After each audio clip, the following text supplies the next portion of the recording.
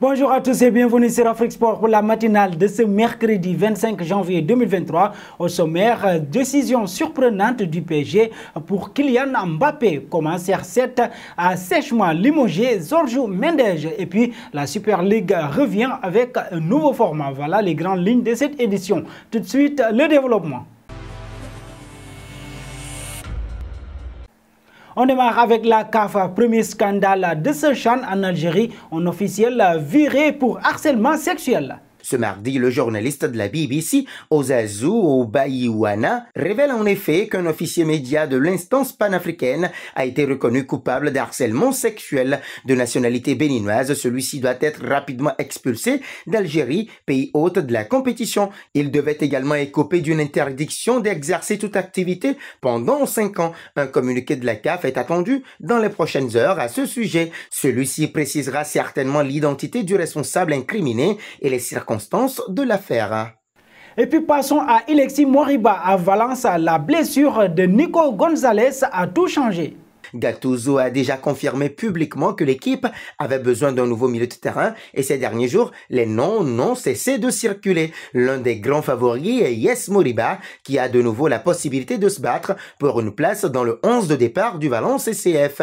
Cependant, les plans du club sont tout à fait différents. Malgré ses excellentes qualités physiques et techniques, il n'a presque pas d'opportunité. Gattuso a perdu confiance en lui et préfère aller vers d'autres joueurs. Même chose pour la direction sportive qui pense recruter un nouveau prodige physique qui mettrait pratiquement Yes Moriba au banc du Valence CF. Un pas auprès de Selim Amala, il est sur le point de rejoindre la Liga. Indésirable au standard depuis la non-reconduction de son contrat, Selim Amala ne joue toujours pas et doit quitter le club. D'après Fabrizio Romano, le Marocain se dirige vers la Liga. Selim Amala pourrait rejoindre Valladolid, actuel 18e du championnat espagnol. Le deal semble même très proche de se conclure. Le club espagnol lutte pour la survie en Liga. Et parlons de la Super League. Les promoteurs de ce championnat n'ont pas l'intention d'abandonner. Un nouveau format est dans les tuyaux. 18 avril 2021, la date de la création de la Super League. Quelques jours plus tard, le projet était remis aux archives. Mais depuis, ça bosse.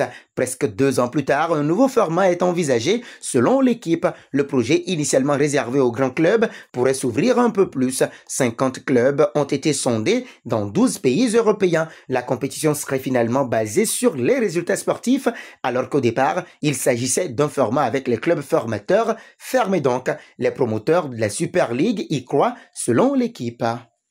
Filons auprès de CR7. On sait finalement pourquoi Cristiano Ronaldo et Jorge Mendes ont mis fin récemment à leur longue collaboration. Ronaldo a choisi de tourner le dos à Mendes parce que ce dernier n'a pas réussi à lui assurer le transfert qu'il voulait après son divorce avec Manu. D'après El Mundo, le quintuple Ballon d'Or a fait savoir à son ex-représentant qu'il devait lui obtenir un contrat à Chelsea ou au Bayern Munich, faute de quoi il se séparerait. Une menace qu'il a donc fini par mettre à exécution. Ronaldo a un peu perdu en popularité récemment. Ces différents caprices ont fini par agacer beaucoup de monde, dont Erik ten Hag, le coach de Manchester United.